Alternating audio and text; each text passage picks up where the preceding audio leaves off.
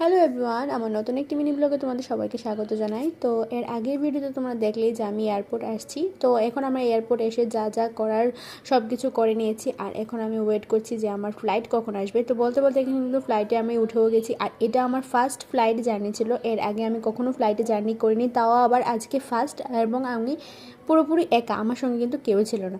তারপর কিন্তু একটু একটু ভয় লাগছিল। তারপর আমার সাথে একটা মেয়ে উঠেছিল, ওনা খুব ভালো ছিল, খুব মিষ্টি ছিল। তারপর আমরা দুজনে গল্প করতে করতে দেখো আমরা এসেও পড়েছি।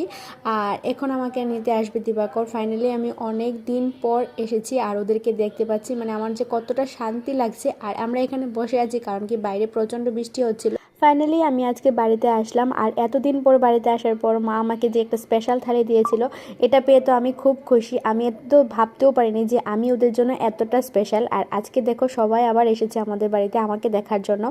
আমি তো খুবই খুশি। আর দেখা হচ্ছে নেক্সট ভিডিও।